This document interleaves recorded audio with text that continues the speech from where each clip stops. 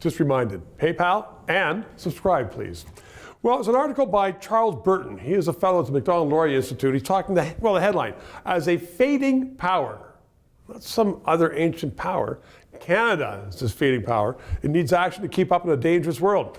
Dan McTeague is a former Liberal MP. He was there for a long, long time. He knows all about politics. He joins me right now because Trudeau is the oldest. He is trying to be the dean of the G7 because he's the oldest world leader of the G7 as a fact, but they would have nothing of him because one person said he's a pipsqueak.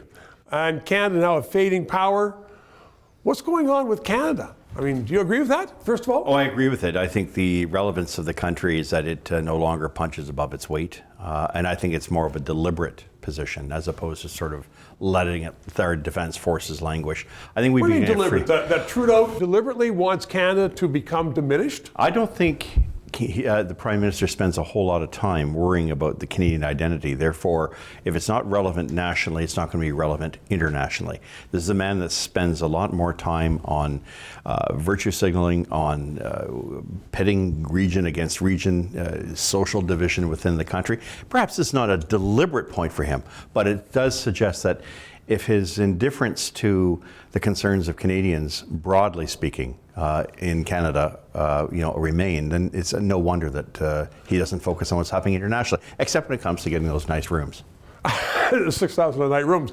But he did say years ago that there's no nationalism in Canada. In other words, we don't have Canadians. And he said he was proud of that. But back to this article.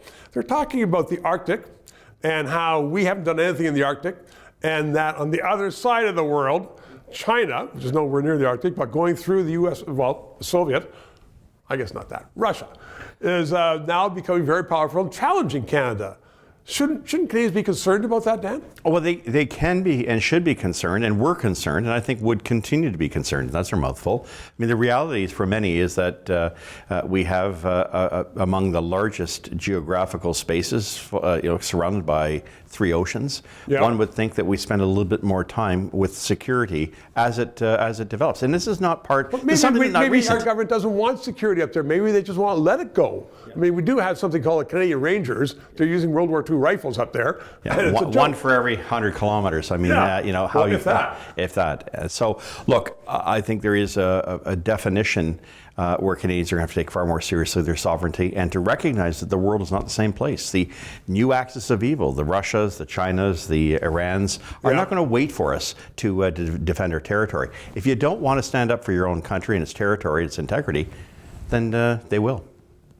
I guess it's a good ending on that, because it's almost the 3 of us. If you don't want to stand up for your own country, you're going to lose it. Dan McTeague, thanks very much. 3 minutes. Liberties and freedom of speech are under attack in Canada like never before. So let's keep this discussion on the air. PayPal, write a check, and please include your address so I can write a thank you letter to you. And ask your friends, please subscribe. It's important to keep this on the air. And thank you.